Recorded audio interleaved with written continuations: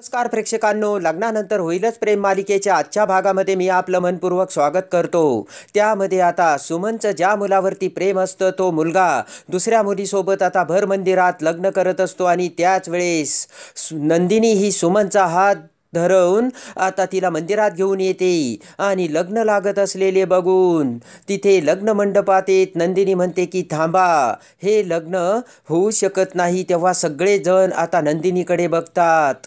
नंदिनी म्हणते की मला हे लग्न थांबवायला भाग पडत आहे, कारण हे जर लग्न झालं तर यामुळे 3 आयुष्य उद्ध्वस्त होणार आहेत। नंदिनीचे ते बोलणे आता सगळेजण ऐकत असतात। नंदिनी म्हणते की सरिता, तू हे लग्न ज्या भूषणसोबत करत आहे त्या भूषणचं 3 वर्षापासून सुमनशी प्रेम आहे आणि भूषणने सुमनला लग्नाचं वचन देखील दिलं होतं। तुला माहीत आहे का सरिता हे? तर ती मुलगी म्हणते की नाही। तेव्हा आता नंदिनी म्हणते की काय भूषण, समोर देव आहे, सांग आता खरं। पाठीमागून आता जीवा, काव्या सगळेजण नंदिनीचे ते बोलणे ऐकत असतात। तर आता ती सरिता म्हणते की काय भूषण, हे खरं आहे का? तर भूषण म्हणतो की होय सरिता, हे खरं आहे। तेव्हा आता नंदिता म्हणते की सरिता, ही गोष्ट तुझ्या घरच्यांना माहीत होती तरीसुद्धा फक्त तुला हे सांगितलं गेलं नाही, तरीसुद्धा तुला आता भूषणशी लग्न करायचं का?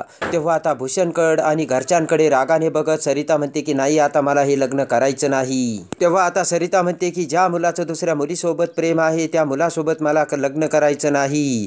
ते ऐकताच आता सरिताच्या आईवडिलांना मोठा धक्का बसलेला असतो। तर तेवढ्यात आता मुलीकडचा एक माणूस पुढे येत आता नंदिताला म्हणतो की आमच्या घरच्यांचं असं लग्न मोडून तुला काय मिळणार आहे?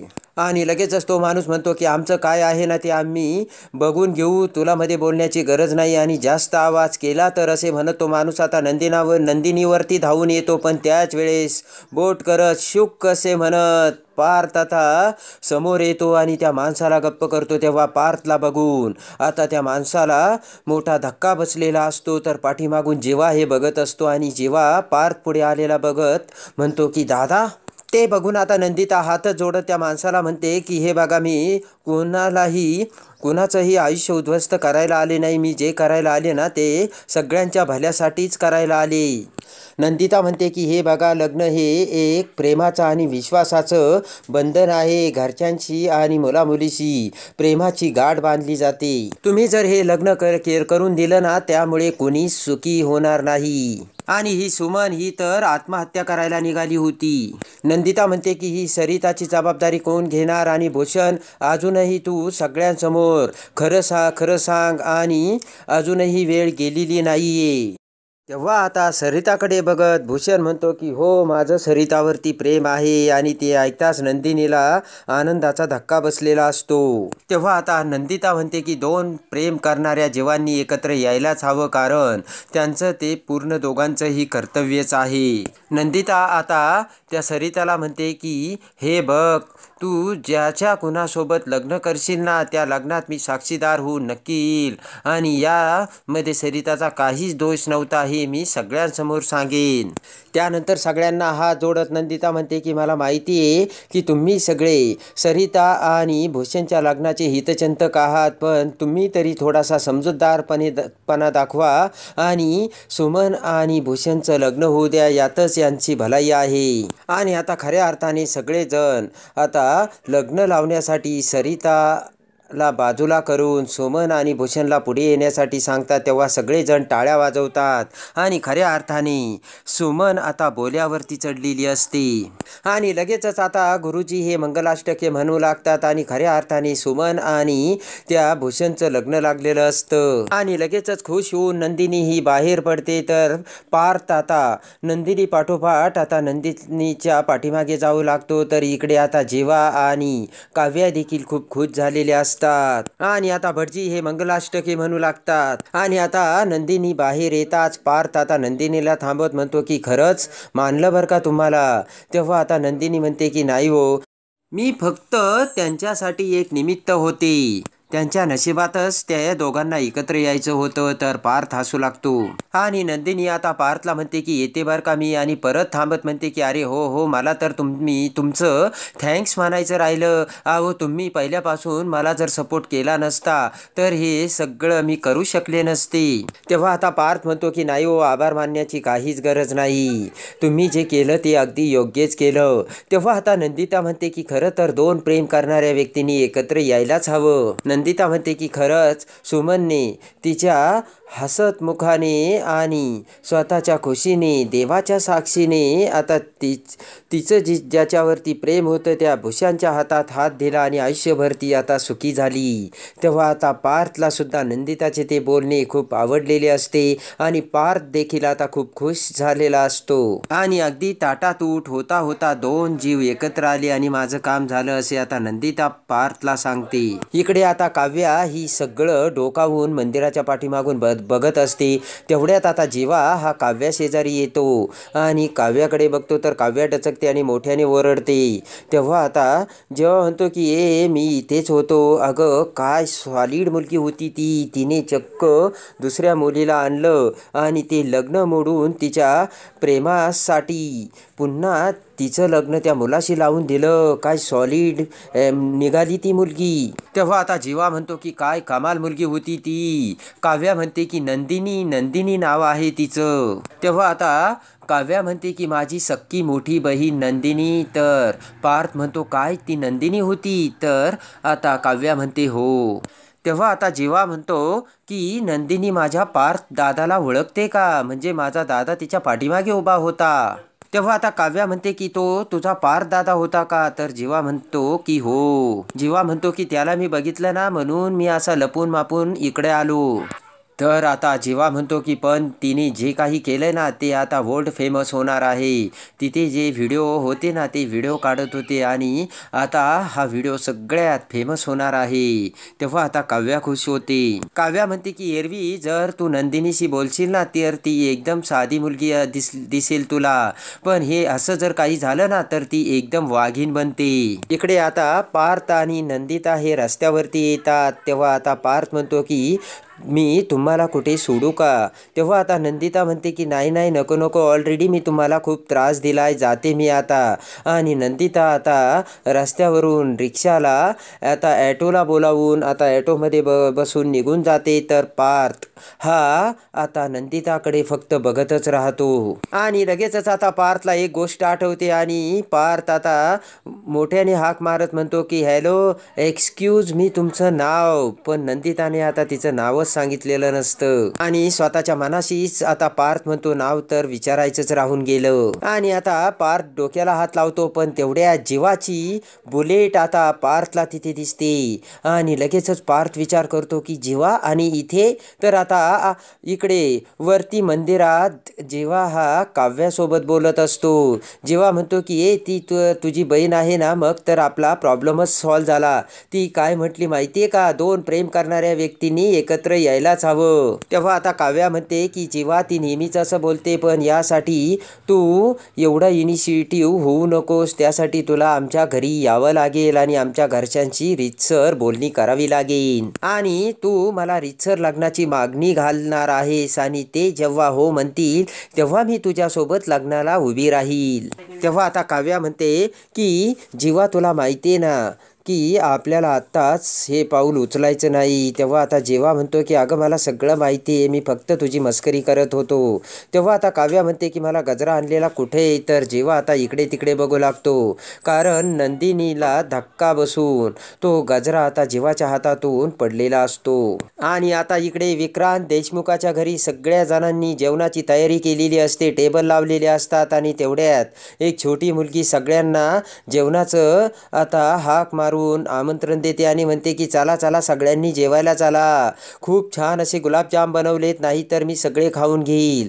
ते ऐकताच आता विक्रांत देशमुख, पार्थ, जीवा सगळेजण जेवायला येतात आणि टेबलवर बसतात. आणि आता इकडे सगळ्या जणांना गुलाबजाम वाढतात, तर प्रेमाने सगळेजण गुलाबजाम खाऊ लागतात. तर आता जीवा मात्र गुलाबजाम खाण्यासाठी कुचराई करत असतो. तेवढ्यात आता त्यांचे बाबा विक्रांत म्हणतात की काय रे जीवा, तू कसला विचार करतोयस आणि तू कुठे गेला होतास?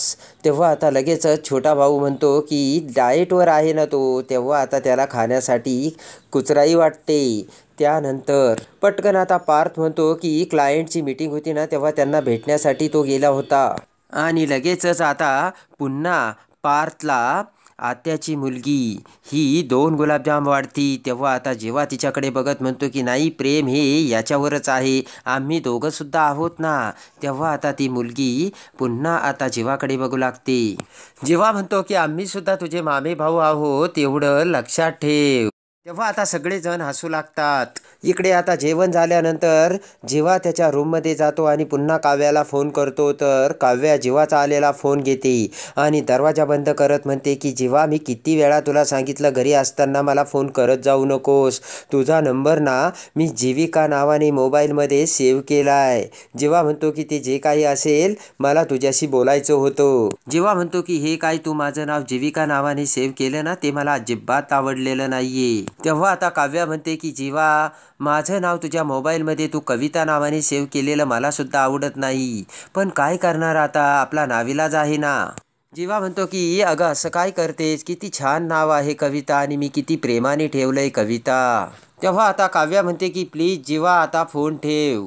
तेव्हा जीवा म्हणतो की नाही, मला आठवण आली की मी तुला फोन करणार. तर काव्या आता फोन कट करते. जेव्हा म्हणतो की काय यार, फोन कट केलाही नाही. इकडे आता पार्थ हा त्याच्या रूममध्ये बसलेला असतो. त्याच वेळेस आता नंदिताचे बोलणे पार्थला आठवते.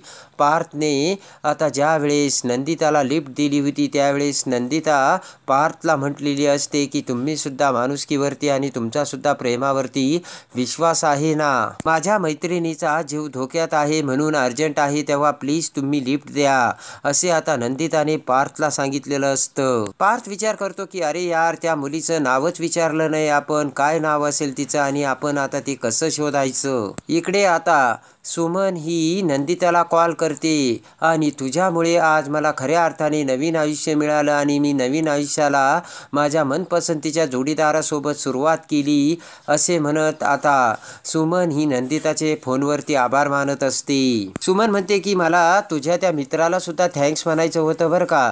नंदिता म्हणते की कोण? अगं ते माझे मित्र नाही आहेत, पण खरंच त्यांच्यामुळे सुद्धा आपल्याला खूप मदत झाली.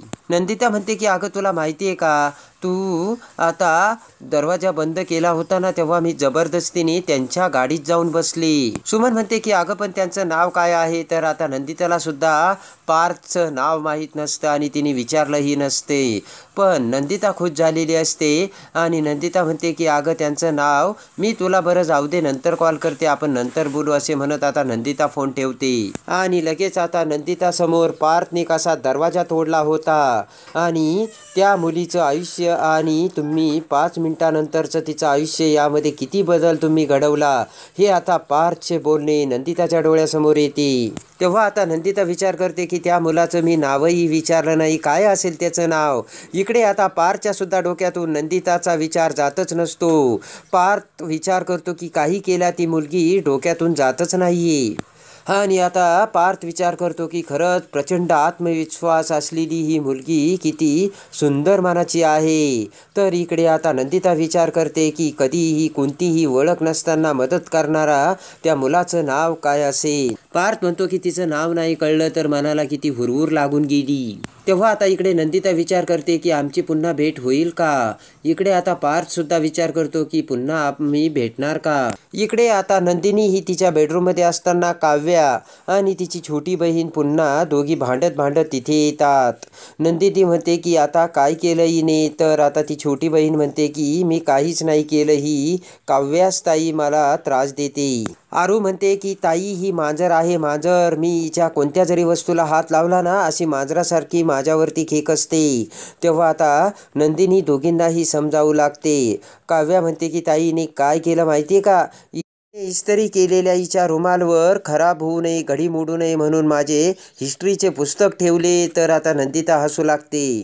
हारू म्हणते की ही हिचे पुस्तकं आहे ना सगळे इकडे तिकडे टाकून देते आणि मी तिचे पुस्तकं असे उचलते आणि एका ठिकाणी ठेवते, असे म्हणत आता आरू काव्याचे ते पुस्तकं कॉटवर ठेवते. नंदिता म्हणते की बरोबर आहे काव्या, तू तुझे पुस्तकं अशी इकडे तिकडे कुठेही टाकून देतेस बरं का. आणि आरू तू सुद्धा तिला उगाच त्रास देते बरं का, म्हणून मी आता दोघींना सुद्धा फटके देणार आहे. आणि तेवढ्यात आता काव्याचा कॉटवरती फोन असतो आणि तो फोन वाजू लागतो. त्यामध्ये जीविकाचा फोन आलेला असतो. पटकन आरू आता काव्याचा मोबाईल घेते आणि म्हणते की काव्या, जीविकाचा फोन आहे. पटकन आता काव्या ही तिचा मोबाईल आरूकडून घेते.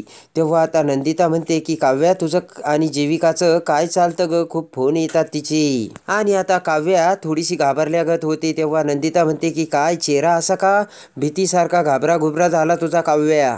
नंदिता म्हणते की एवढा काही मोठा प्रश्न नाही हा, पण तुझं चाललंय तरी काय काव्या, तू माझ्यापासून काही लपवत तर नाहीये ना. तेव्हा आता काव्या अजूनच घाबरलेली असते. आणि आता इकडे पार्थ सुद्धा नंदिनीच्या प्रेमात वेडापिसा झालेला असतो आणि सतत नंदिनीचा चेहरा आता पार्थ समोर येत असतो. आणि पार्थ मंदिरात घडलेली सगळी हकीकत जीवाला सांगतो आणि म्हणतो की अरे यार, पण मी तिचं नावच विचारायचं विसरून गेलो. तर पटकन जीवा म्हणतो की नंदिनी.